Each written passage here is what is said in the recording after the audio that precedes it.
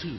Good morning, I'm Renee Allen. Thanks for joining us. We begin with the aftermath of deadly storms tearing through 6 states.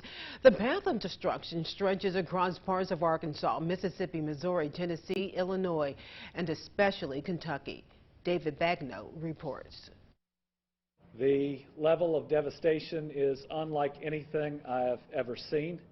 That is Kentucky's Governor Andy Beshear talking about the tornado that was on the ground for more than 200 miles.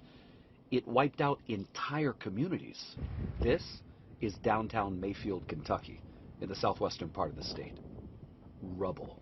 Nearby at a candle factory, more than 100 people were working when the tornado hit. It's flattened.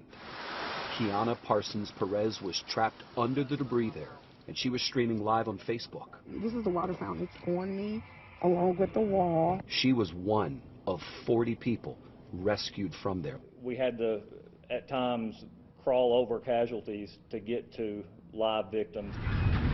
By daylight, the search intensified. Excavators were brought in to dig through the wreckage. Among the missing is the mother of Paige Tingle's fiancé. I just want her safe. I want her alive, and I want her home. To Monette, Arkansas now. More destruction because of another tornado. This nursing home was torn apart.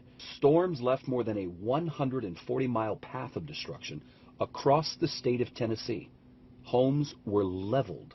Back here in Kentucky, search and rescue efforts continue right now. A woman who worked inside of that candle factory came up to us this evening and told us what happened as the tornado bared down on the building and it started to collapse. She used the light on her iPhone and was crawling over the bodies of her co-workers who had died. As she saw a hole, went through it, and was able to get away to safety. One of 40 people rescued from inside that factory. David Begno, CBS News, downtown Mayfield, Kentucky. Amazing. Yesterday, the governor of Illinois gave an update to the Amazon warehouse collapse in Edwardsville. As a result of the tornadoes, the governor confirmed 6 individuals have died in that collapse, with an additional person receiving medical treatment. Surge investigations are ongoing. Amidst these conditions, the Edwardsville community experienced great tragedy. The structural collapse of an Amazon warehouse with workers inside. It brings me great sorrow to confirm that at this time 6 individuals have lost their lives in the collapse, with an additional person receiving medical treatment. Search and recovery operations are ongoing. This is a tragic day in Illinois history. A tragic day indeed. We head now to just north of Augusta, Arkansas, where residents are working to clean up after a confirmed tornado devastated a neighborhood there. Officials say recovery efforts had to be put on pause overnight due to power being out.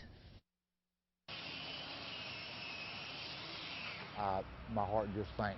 Those in Augusta sorting through rubble after an EF2 tornado tore through a neighborhood. Just a matter of seconds, another storm blew right up on top of us. Houses missing panels, roofing. The pressure just shattered that. Car windows destroyed.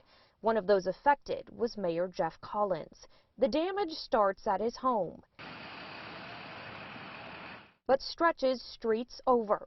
Every image more devastating than the last. These are my friends and my neighbors. Collins was at home when the storm touched down, watching as heavy wind gusts turned into something else. I knew I'd been hit. I could tell the sounds, the pressure. He watched firsthand as tragedy hit his neighbors, and as they picked themselves up and lent a helping hand. Look at what we've got going on today. We're together. For Collins, the destruction is a test of the community, a tragedy that impacts more than just those picking up the pieces. And with a new day comes hope that despite the chaos left behind a storm, everyone made it out. You get in there and look at the devastation of the houses that people walked out of. It's just a miracle. Back here on the local front, one person was killed and 2 injured in a New Iberia crash yesterday. It happened just before 6 p.m. on Louisiana Highway 14 near Old Louisiana 25 in Iberia Parish. The driver of one of the vehicles in the crash, Ashley Broussard, is charged with vehicular homicide.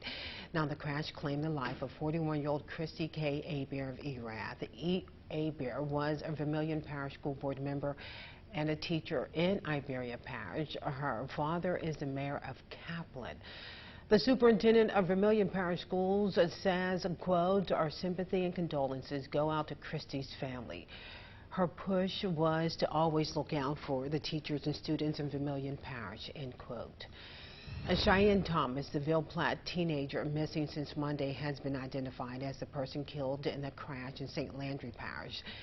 Ville Platte police say the 15-year-old was reported missing on Tuesday. Now, that crash happened on US 71 Monday near Roy Baker Road. According to state police, the teen was walking in the center of the road when she was struck by a Ford F-250 pickup truck. She was taken to a local hospital in critical condition, where she later died from her injuries. The driver of the truck was not impaired and was not injured.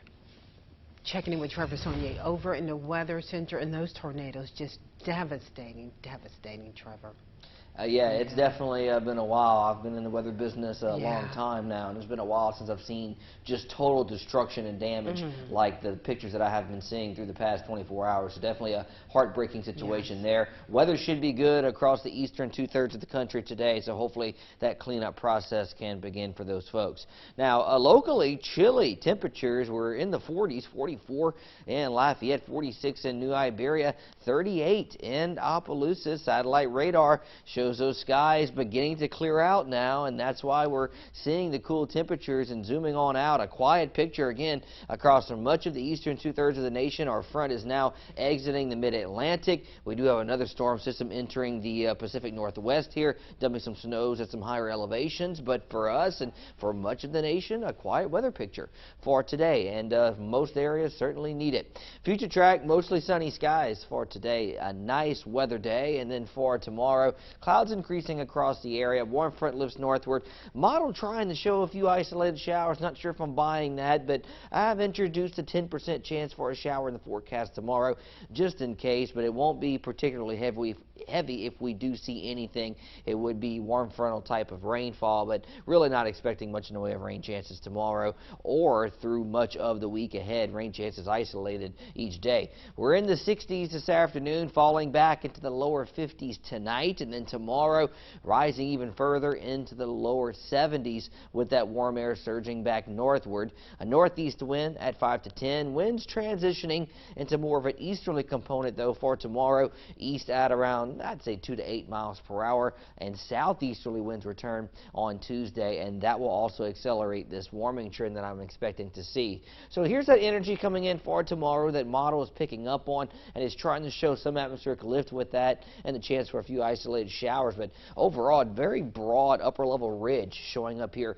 across much of the eastern half of the nation through Tuesday and Wednesday. We do have a quick hitting system that will develop across the Rockies, but this will quickly work off to the north and east and not affect our area. We just have this persistent southwesterly flow that will continue to swing moisture in our direction. That's why we'll see abundant cloud cover each day, a mix of clouds and sun, maybe more clouds than sun each day this week. And warm temperatures, notice this ridge of high pressure building across the Gulf, so could be talking lower 80s by the end of the week, and maybe a rain chance finally trying to come in for Saturday and Sunday with the cold front trying to approach the area. But it has been a warm stretch here, and it looks like we'll see another warm stretch this week. Hopefully, as we edge towards Christmas and New Year's, the pattern can flip and we can start to see some colder air, feeling a little more like December. 64 your high today, mostly sunny and cool. A northeast wind, 5 to 10 miles per hour. 7-day forecast shows cool temperatures today, but warming up through the next few days here. 73 for your Monday, 78 Tuesday, and then we're talking lower 80s Wednesday, Thursday, and Friday. A mix of clouds and sun. Isolated rain chances, but only at about 10 to 20% each day. Nothing to worry about there. 30% chance for showers on Saturday. Models did have us trying to get a cold front Saturday, but they have sort of backed off off on that. But I tell you what, it's been a very warm December. Yeah, it has. And this morning, just a little chilly. It's a little chilly this morning, but it will be very short-lived because we'll be in the mid-60s this afternoon and back in the 70s tomorrow.